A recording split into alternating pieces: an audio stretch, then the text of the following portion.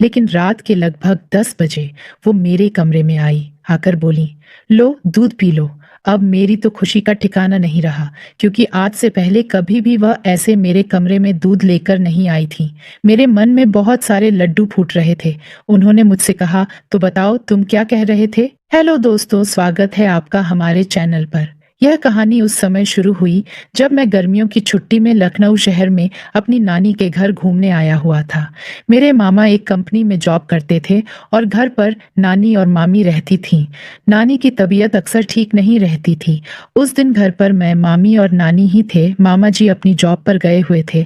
नानी सोई हुई थी। यह बात उस समय की है जब लोग सीडी प्लेयर पर ही है मूवी देखा करते थे।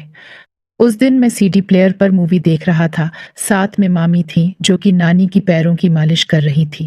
एक मूवी खत्म हुई तो मैं दूसरी मूवी देखने के लिए दूसरी सीडी डिब्बे में ढूंढने लगा। मेरे हाथ में डब्बे से जो मूवी हाथ लगी उसके ऊपर एक फोटो लगी थी, जिसे देखकर मैं समझ गया कि यह वो वाली फिल्म की सीडी है। मैंने उस सीडी को अलग रख दिया। सोचा जब सब सो जाएंगे तब मैं उस फिल्म को देखूंगा। एक दूसरी सीढ़ी लगाकर मूवी देखने लगा। कुछ देर बाद मामी ने नानी की मालिश खत्म करके अपने कमरे में चली गईं। तब मैंने कमरा बंद करके फिल्म लगा दी और साउंड बंद करके देखना लगा। मैं देखने में इतना मस्त हो गया कि याद नहीं रहा कि कोई मुझे देख भी सकता है। पता नहीं मामी कब ऊपर से नीचे आ गई, मुझे पता ही नहीं लगा। उन्होंने भी चुपके से फिल्म देखना शुरू कर दिया और एकटक देखती रही। कुछ देर बाद जब मेरी नजर मामी पर पड़ी तो मैंने देखा कि मामी फिल्म देख रही है और उनकी आंखों में वासना साफ साफ झलक रही थी। उसी वक्त मेरी नजरें मामी से मिली और वह एकदम से डर गई।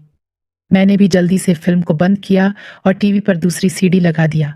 तब मैंने मामी को कहा कि टीवी पर ये क्या दिखा रहा है। मामी उस वक्त सहमी हुई थी, तो शायद उन्हें भी लग रहा होगा कि कैसे बात को खत्म किया जाए। उन्होंने कुछ भी नहीं कहा और वह अंदर चली गई। उनके जाने के बाद एक पल के लिए तो मैं डर गया था कि यह क्या बवाल हो गया था। ज्यादा कुछ नहीं हुआ, क्योंकि मामी ने बाद में भी मुझसे कुछ नहीं कहा। फिर उसके बाद वह अक्सर मुझे पूछती रहती थी कि तेरी कोई गर्लफ्रेंड है या नहीं। इस बात से मुझे लगा कि मामी इस बात को समझती हैं कि मैं जवान हो गया हूँ। ऐसे ही कुछ दिन तक चलता रहा। मैं मौका पाते ही मैं वो मूवी को लगा देता और देखते रहता। एक दिन मैं और मामी बैठकर हंसी मजाक कर रहे थे। उन्होंने मुझसे कहा, वह उस दिन वाली मूवी लगाकर तो देख, कहीं वह वाली है। मैंने मामी की तरफ देखा तो उन्होंने आंख दबा दी थी।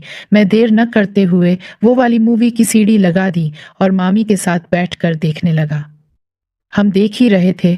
हमें थोड़ी देर हुई थी, इतने में वहां नानी आ गई और उन्होंने हमें देख लिया। लेकिन नानी ने टीवी की तरफ नहीं देखा था। मैंने टीवी को तुरंत बंद कर दिया और हम नानी से बात करने लगे। थोड़ी देर बाद नानी सोने के लिए चली गई और मैं और मामी वहीं बैठे हुए थे। लेकिन इस दिन तो मेरी किस्मत ही खराब थी। तभी मामा जी का फोन आया।